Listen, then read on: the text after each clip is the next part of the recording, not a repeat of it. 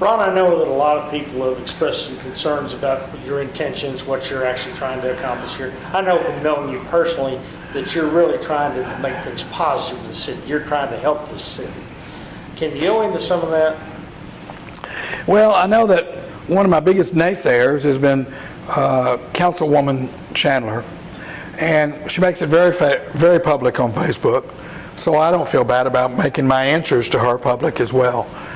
I've pretty much abandoned trying to argue with her on Facebook. That's really unproductive, and it creates negative energy for everybody. But I have a list of concerns that she's lobbied against me, and she's not the only one that has said this.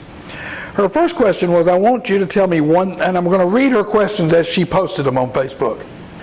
I want you to tell me one thing that you've done for any of the business members other than charge them a yearly membership.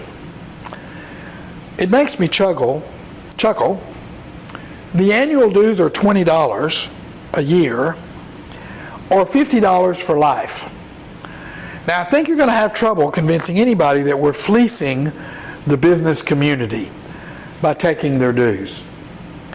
And so, what have we done for them? Well, we continue to communicate with them. We don't communicate with her, we communicate with them.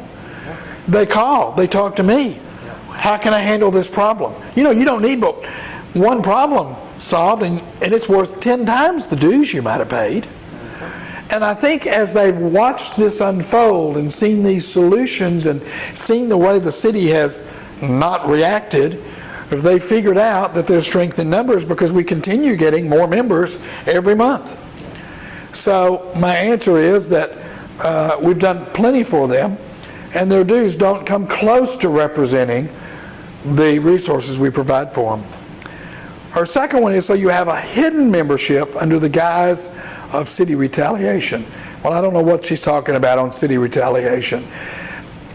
You inspire fear in the people, so on and so on. What inspires fear in the people is when the fire pack and Jason Steele sends code compliance by their place. Or post illegally, just recently, he posted someone's water bills and how many times they've been delinquent. There's a state law that's really specific that water bills are not to be released. The city manager chose to release them to him, and he chose to post them on Facebook. You pretend to have no motive, but you do. I only have one motive: to help the city. I don't need any money. She said, well, you're trying to line your bank account. I could do other things with my money than work on this campaign. Mm-hmm. And anybody that knows me, by the way, never met her. Never met her. There have been a number of people that posted negative comments, and then later, for one reason or another, we ended up meeting, and their attitude changed completely. Because when you talk to me, you realize that I'm an accomplished, well thought out business person. I've never been in any trouble, never been arrested. It drives them crazy. Jason Steele can't find anything on me.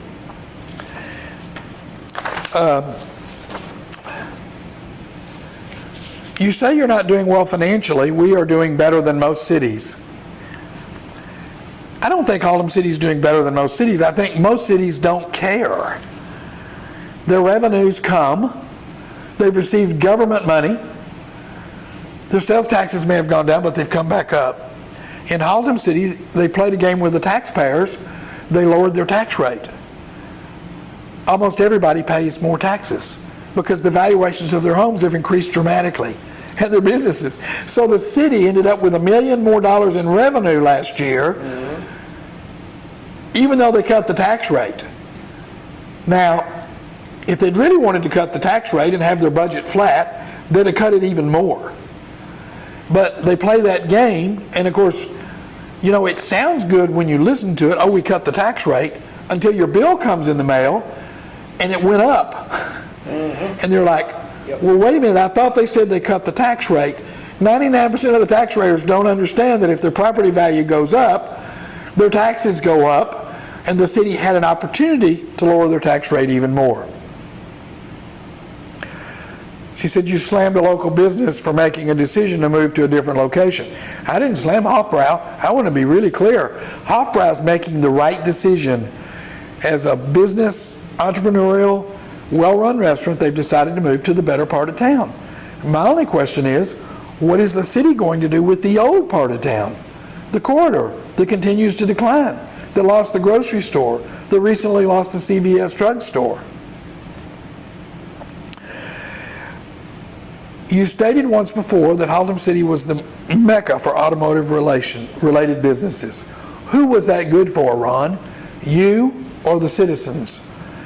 Well, I guess it was good for me, although 5% of my holdings and business are in Haltom City, but it was really good for the citizens because there was a lot more revenue and a lot more taxes as a percentage of the total revenue. And the council chose to run off the automotive businesses that were producing that. So no, it wasn't good for me, it was good for the citizens. She says, she closes by saying, Haltom City's my home. It's where I take my kids to school on their first day. It's where my kids are growing up every day. I want to provide a place for families to live and thrive. You know, she's 30 years younger than me. She's forgotten that I took my kids to school, dropped them off on the first day. I had a family. I lived in a mobile home. She's not living in a mobile home, I guarantee you. So just because I'm not still raising kids doesn't mean that I don't care about kids or the city. I care very deeply for the city, and I'm absolutely committed to bringing the businesses back. And I know it's going to take years, and I may die before I can accomplish it, but by golly, I'm going to keep working on it. We hope you'll watch the rest of the videos, and thank you for paying attention.